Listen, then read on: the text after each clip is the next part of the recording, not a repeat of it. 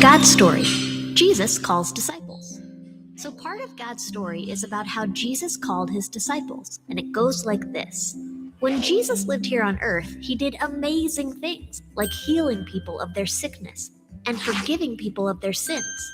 Jesus came to show us what God is like, and he chose some people to follow him and learn his ways. Those people were called disciples. That means someone who follows Jesus. One of these disciples was named Andrew. One day, Andrew was listening to John the Baptist when Jesus walked by. John the Baptist had been teaching that Jesus was the Son of God, so Andrew decided to follow Jesus home. Andrew wanted to learn from him, so he spent the day getting to know Jesus.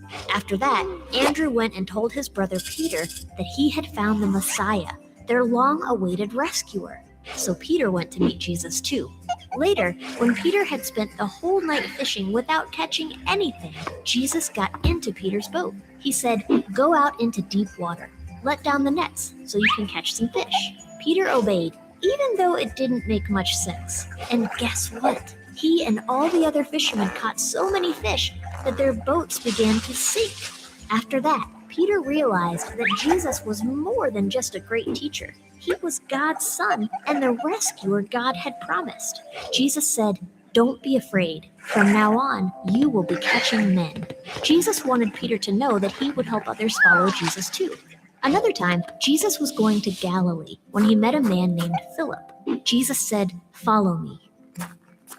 And Philip did.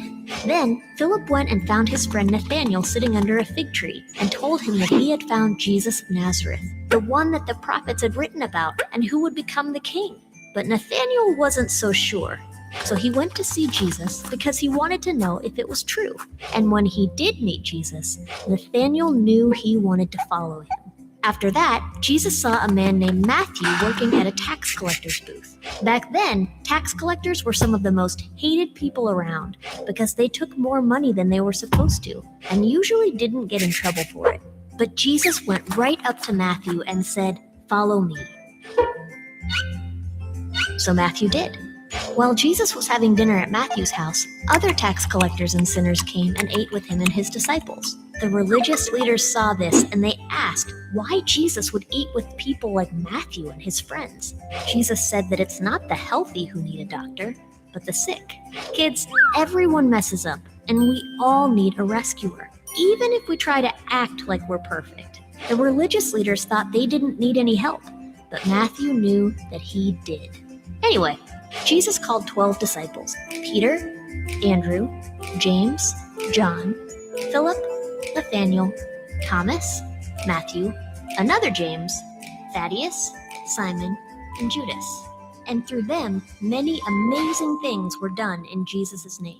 Some of them wrote books in the Bible that we read today, and they helped others follow Jesus all over the world. Some of the first disciples were poor and even outcasts, but Jesus still called them to follow him because Jesus wants his kingdom to have all kinds of people, no matter where they live, what they look like, what they own, how old they are, or what cool dance moves they can do. Anyone who chooses to follow Jesus is a disciple, whether it's someone who got to see and hear Jesus in person or whether you learn about him today. That means we can follow and obey Jesus. We can learn from him and live like he wants us to live. We can teach others and show them what Jesus was like. And we can trust that Jesus will help us understand what it means to follow him. And that's the story of how Jesus called his disciples. So, in case you missed it, here's the quick version. A disciple is someone who follows Jesus. Some of the first disciples were Andrew,